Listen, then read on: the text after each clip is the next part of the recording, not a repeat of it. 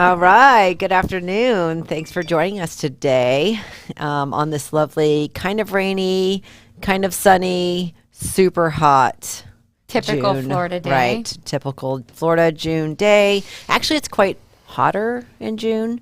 So let's look forward to July and August. But I'm a Florida girl through and through, so I love the heat. So I'm all good. I I'll told just y'all find back in like a January lake, it was gonna be river, hot. stream, pool, ocean, and cool down. So yeah. Anytime we don't have a cold winter, it's a really, really hot summer. I mean, they also, that must be a big house. It's only 2,000 square feet, but, Susan's saying it was a long video. We've had some videos have to shut down and cut off. I've noticed that before. Elio, you probably do that for us when they really are big. But that was a new Stillwin.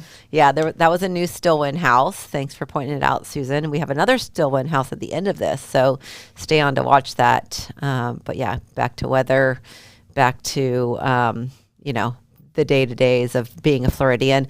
I've read all about how it's going to be a really tough hurricane season. So I told you all that too. Yeah, exactly. I should be a meteorologist. There you go. WCJP, Rebecca if you're is hiring. our realtor, broker, meteorologist specialist. It's just what comes from living in Florida Right. most of your life. So Yeah, and knowing all the little nuances of the weather. So hopefully you all are keeping cool, your ACs are working, and, getting in the water if it gets too hot. But you know what? Let's go on to our Monday market moment because we've got a lot to talk about today, and it's going to be a lot of fun. I'm excited. Yeah, let's go.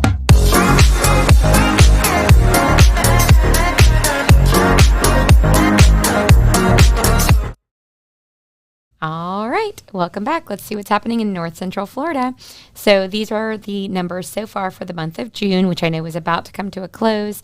I'm going to stop up to St. Augustine because that caught my eye immediately. That, right. They currently have 102 active. Now, this is from the beginning of the year till today. And remember, we only focus on that small St. Augustine beach area. We're not focused on historic St. Augustine. Right. Mostly because it's impossible to park and show property there.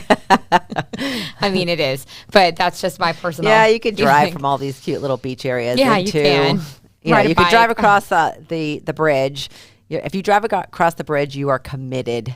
And then you're not leaving for a while, and then you It can might get be back like over a to the couple beach. hour commitment. I know. Too. That's what I'm saying. You got to find that parking spot and walk around and Probably why swim there leave? faster than you could if you Take your take a car. bike. But yeah, so let's talk about St. Augustine. They've got 24 pended so far for the month of June. Not bad, one right. okay. And 38 closed so far. They got a couple more days to finish that out. Now, this is the location we're talking about a lot, you and I, where we're seeing houses are staying on, condos. When we say houses, we mean condos, townhouses, single family residential, right?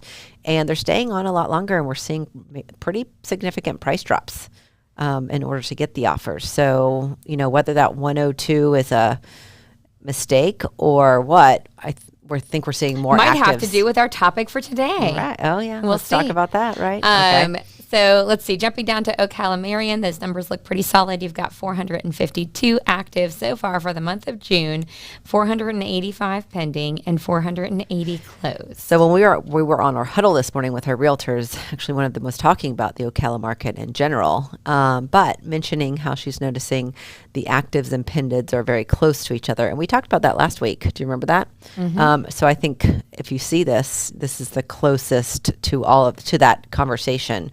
452 versus 485, and then 480 closed. All of those numbers are actually pretty close to each other. So, Same thing in Tampa. And honestly, the only thing they're missing in Tampa is a few hundred deals this time of year because they're usually around 1,000. 1,000 something. Yeah. So let's see. Tampa, you've got 827 active so far for the month of June, 780 pending, and 802 closed. So they're still chugging along down there.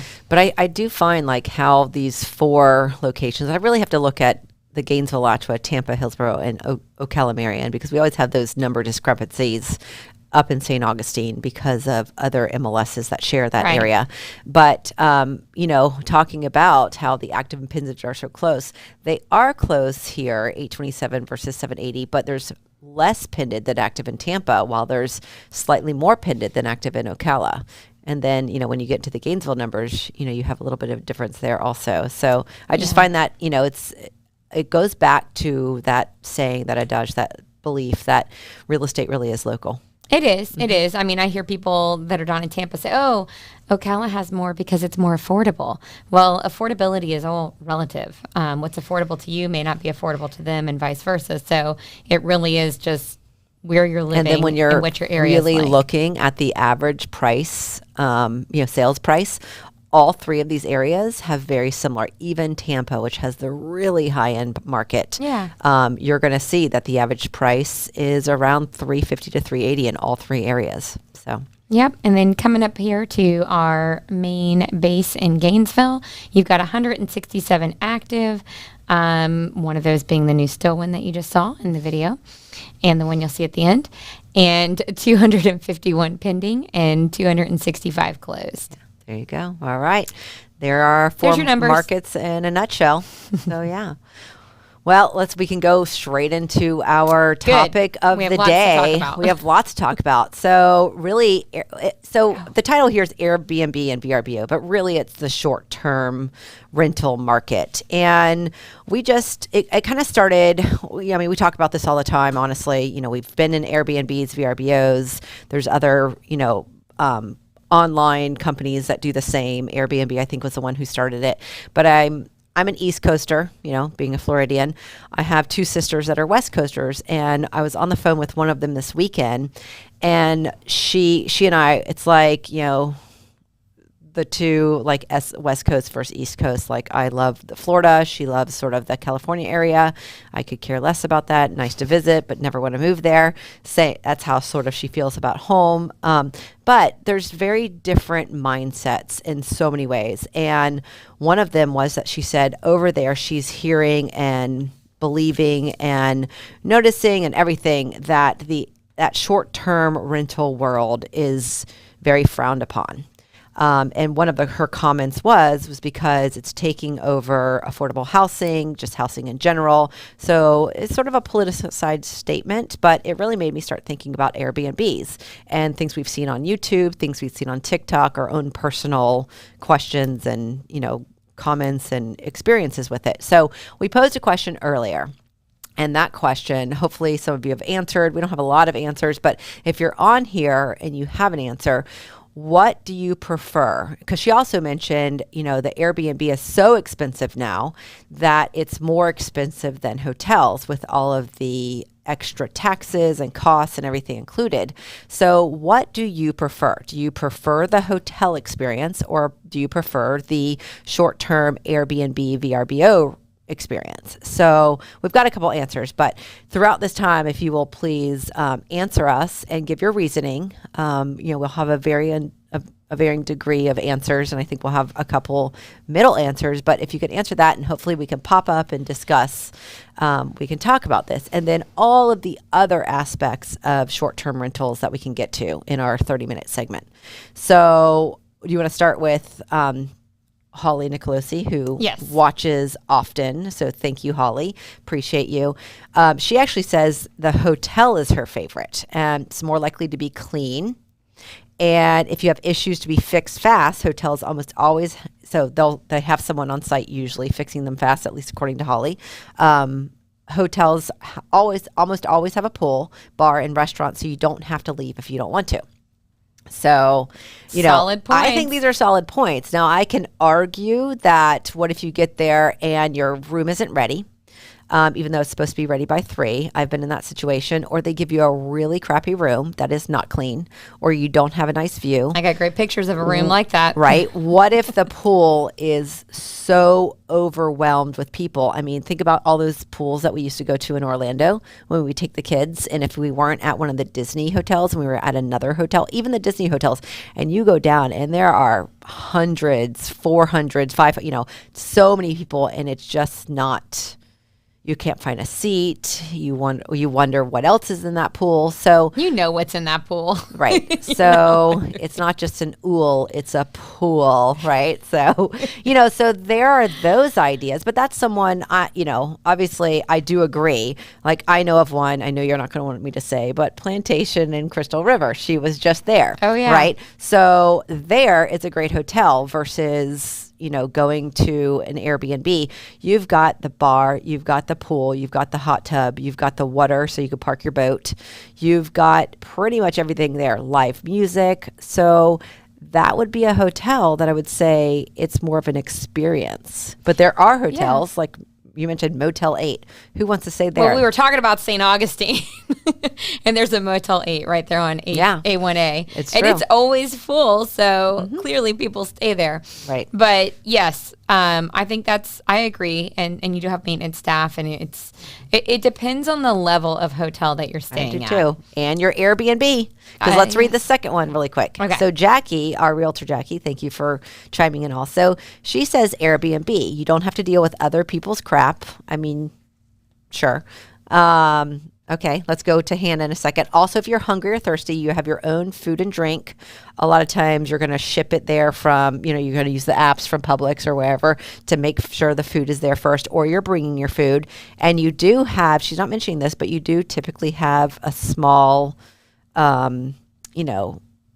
or a large kitchen, right? Yep. I mean, sometimes if you're Airbnb a small place, you're just going to have like a tiny little fridge and maybe a cooktop. So again, it's the level. She also says, it could be a pro or con because you may have to cook while on vacation, downside, but save money with your own stuff. So I think on this also, thank you, Jackie, again, that if you're staying at a full-on house with a kitchen and a fridge and a stove and all of that, maybe even a grill, you have all of that. But I remember Airbnbs in the beginning. Yes. Or Airbnbs when you're Airbnb a bedroom. Or, no. I've never done that. A cottage I always do a house. in the back, right? A cottage in the back. And that's usually like singular people. You're not always going to get everything. You might like get a coffee pot and a little cooktop and a mini fridge. So again, it's your level. I do like when you have a kitchen because then you don't have to eat 3 meals a day out, which is extremely right. You can expensive. still eat out, but you can still go grab food, cook at home, and Hannah just wrote, she has, I thought I saw 8 kids, but I know she doesn't have 8 kids. She might. You might as well have 8 kids, Hannah. Right. She I'm has, just joking. 3? Am I There's wrong? 3, and I think there's 3 under 5. So 3 there's a lot. under 5 children. Now, granted, this is someone who lived in an RV. She still lives in an RV. For 2-3 years with these love you, Hannah. small children. You're my favorite sister. You are an amazing person. I'm constantly like in awe. You lived in an RV? I lived in an RV for 40 days, and on day 20, I had a panic attack.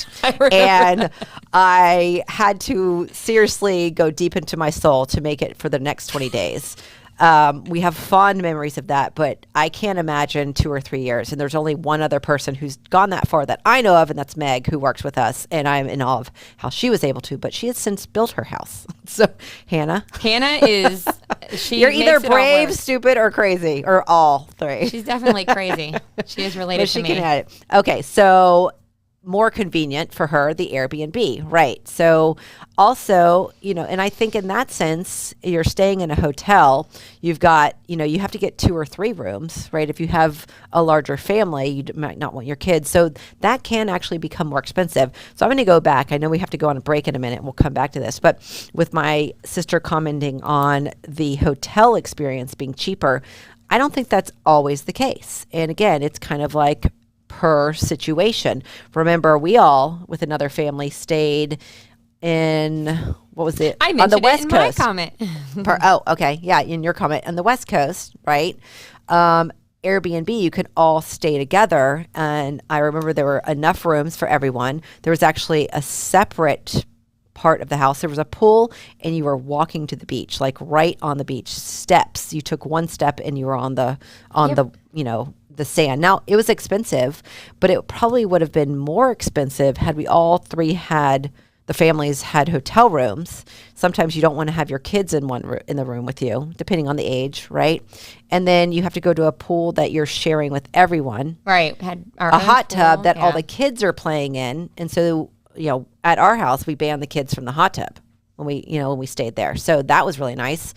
We actually rarely went to the beach because of the pool, and it was all private. So it kind of depends on what you're looking for.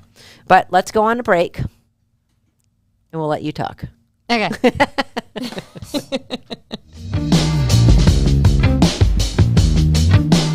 Gainesville offers an array of activities to keep date night anything but routine.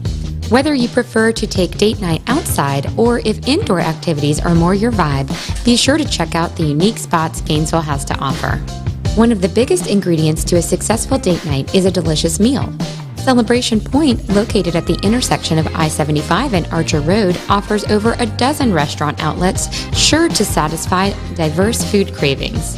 Outdoor seating, strolling, and shopping are also available to keep the night going. Within Gainesville city limits are the downtown restaurant and bar scene that showcased restaurant cuisines from fast casual to more formal sit-down table service options. Another ingredient in the making of a memorable date night is a sunset view. Lake Alice, located on the University of Florida campus, is a popular picnic destination. Pack a blanket and a few snacks and you'll almost always see an alligator in the water at this cozy outdoor setting. Paynes Prairie nearby offers a rare glimpse of wild horses, bison, and unique species of birds. The walking trails throughout the prairie make a special spot to take in the warm Florida sunset. For more unique date night ideas, check out buysellrebell.com.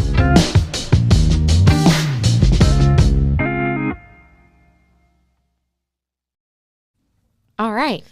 Welcome back. All right, we're back. We could talk about different aspects of short-term rentals all the time.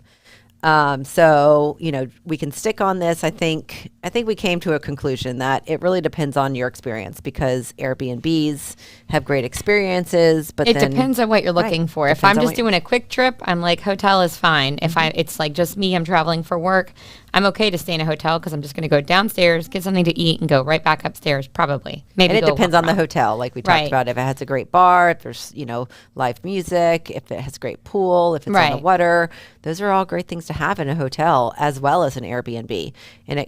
But with all these Airbnbs, there are a lot of them. And I know people are starting to complain about them.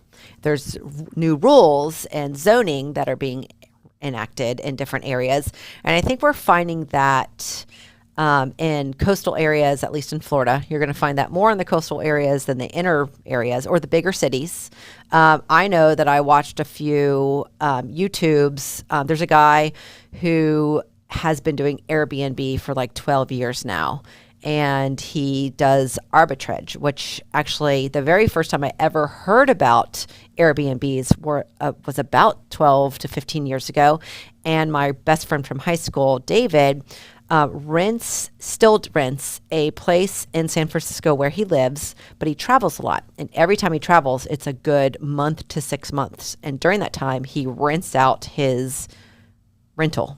Right. What we would have called subleasing. Right. So subleasing, arbitrage is kind of the same thing. Now, subleasing is when you're just leasing the place because you're kind of leaving it or you're not there. Arbitrage is a whole business model for Airbnbs. We have not ever seen it here, at least personally. Knock on wood, yeah. Right. And it's because I think that has kind of started their huge zoning changes in the bigger cities. But basically these people were going in and they were renting out units and then making sure that the lease was not against the so-called subleasing.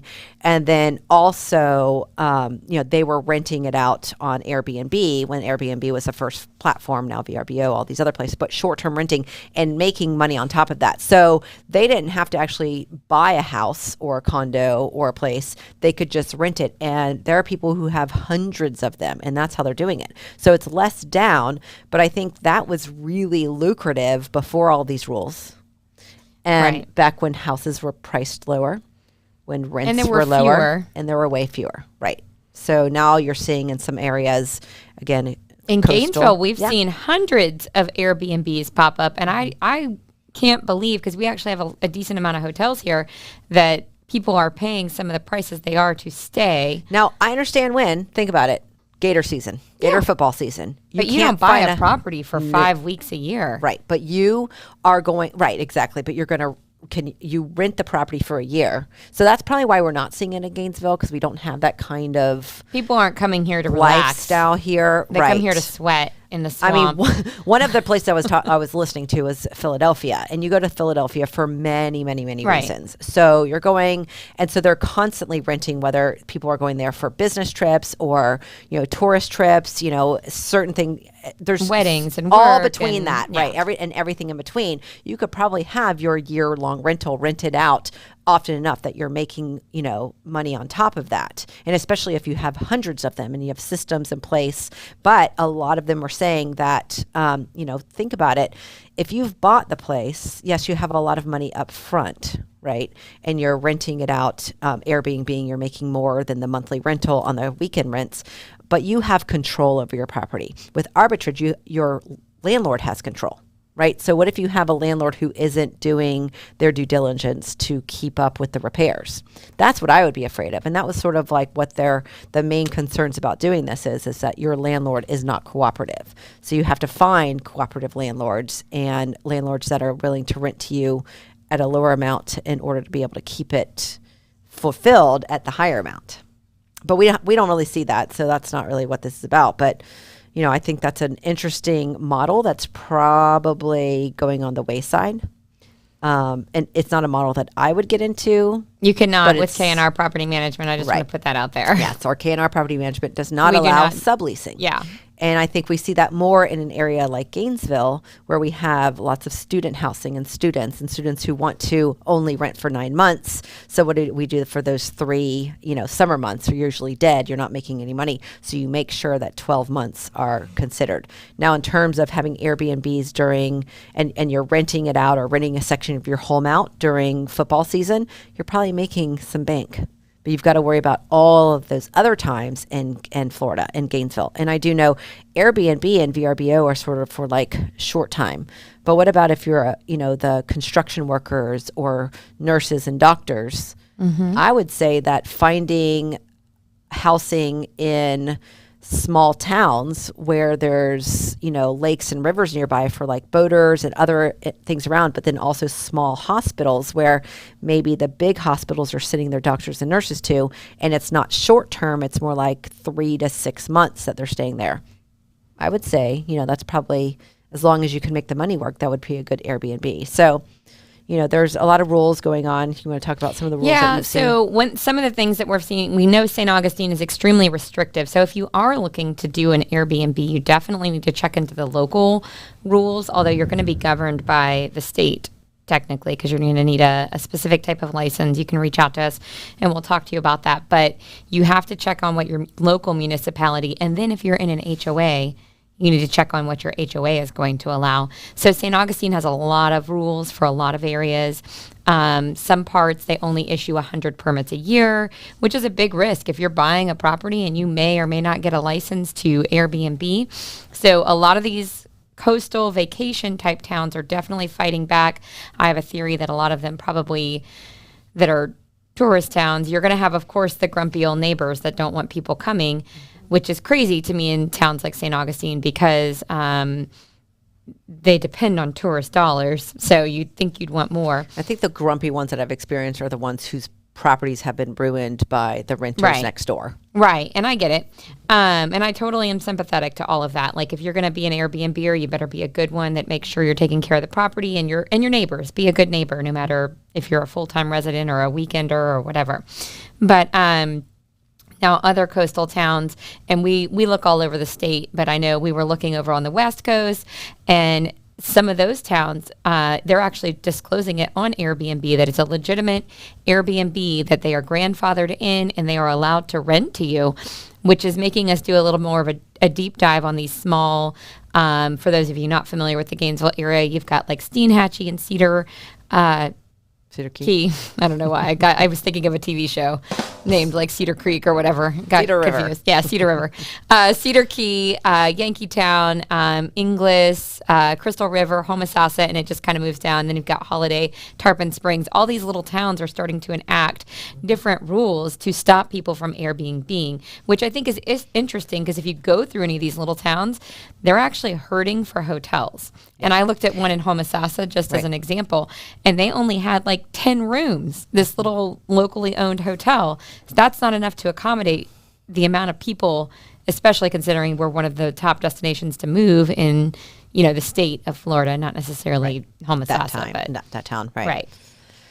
I think that comes down to those people from what we've read about and what we've experienced, being on their Facebook pages and everything, is that they're just frustrated with not being able to afford housing because these investors are coming in to buy Airbnbs.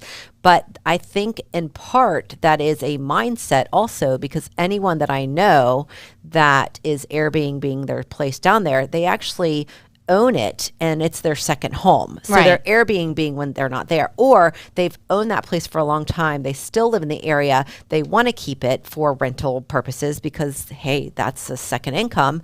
And they live down the street at a new house that they've purchased. So they are taking care of it and they are invested in the area. So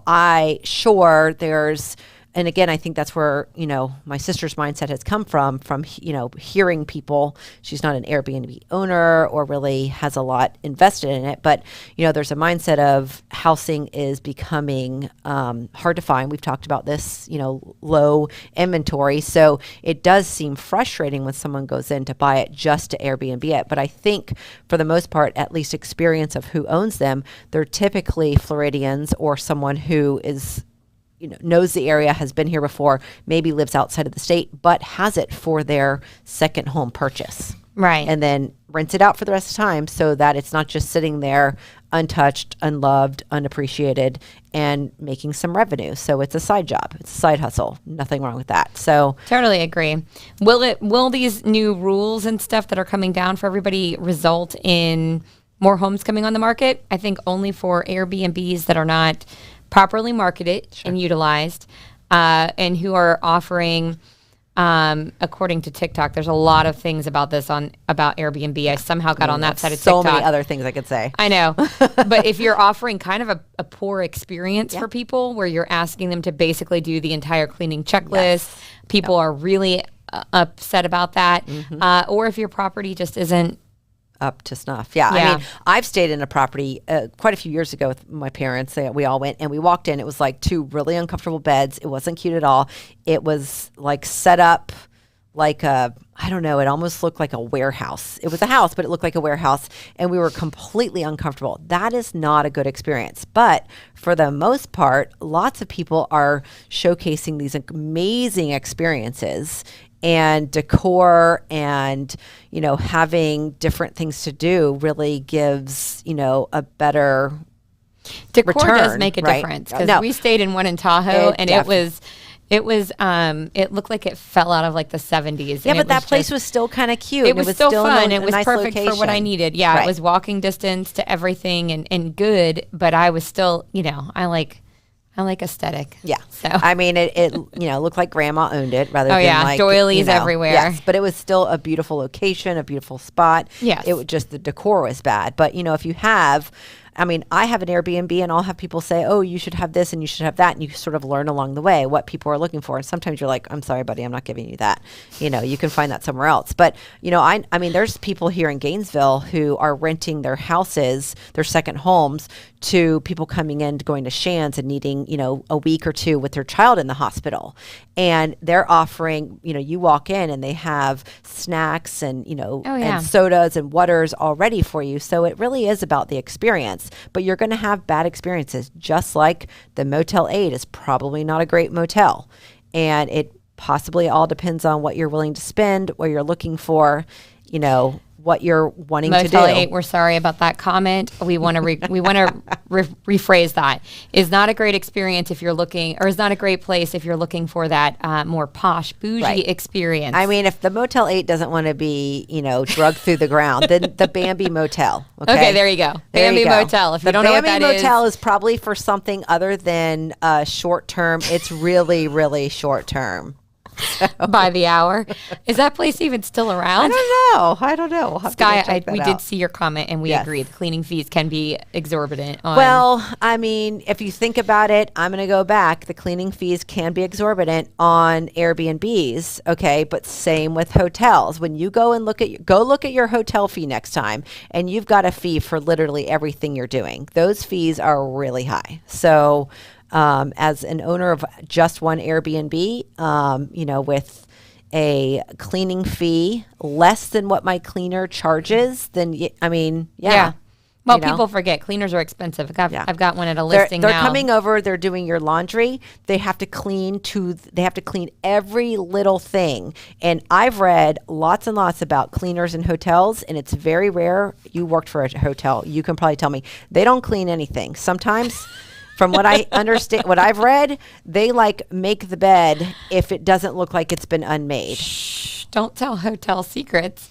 We're super gluing wallpaper back on. So in Airbnbs, for the most part, they're doing major cleans and they're cleaning everything again. And you've got somebody that you're hiring and they're not doing 400 rooms. They're doing one house, one room, 3 rooms, however. And so they're way more expensive. So, you're going for the experience. You're going to pay for the experience and the cleaning. Yep. And if you have any questions on hotels, I think you can make a segment too on Airbnb or short term. You can message me and I'll tell you everything I know, but not on the air. So you can go read it and watch it on YouTube and TikTok, because there are quite a few about the hotel experience. Oh, yes. And the Airbnb experience. So the debate will go on and on, but you can vote in the comments and let us know what you prefer. So, but in the meantime, speaking of rentals, if you have a property that you want us to manage, not Airbnb, We're not there yet. Not currently. Right. We're thinking about it. We are here for you to be your leasing agent, accountant, repair person, inspector, landlord, and take care of everything that gives you a headache about owning an investment property. You can reach out to us at 352-213-6410. Just wait till we go off air. Please. Thank you. All right. And if you're looking to get into the real estate or joining a team or moving over from one company to another, please give us a call or email us at join@buysellerrebell.com. We'd love to talk to you. And if you can't get enough of Kristen and Rebecca and all of our antics, you can check us out online at Facebook, Instagram, TikTok, YouTube, LinkedIn, and Google My Business. Yes. And like and subscribe, share our podcast on YouTube. And did you know we have a blog? We do, and we talk a lot. We retell the stories, a lot of what we've talked about here, as well as other things, local, other real estate, marketing, the market in general, everything. Find us at buysellerrebell.com/blog. And we'd like to thank the Fiesta Media for putting on this podcast and all of our others. I believe we have lucky number 89 coming up on Monday. All right. If you'd like your own podcast, contact them at 352-327-5089. Yes, and although next week will be July 4th celebrations, we will be here. So hope to see you next week at Monday at 2 p.m. The Rabell Realty Podcast. Thank you for joining us. See you later.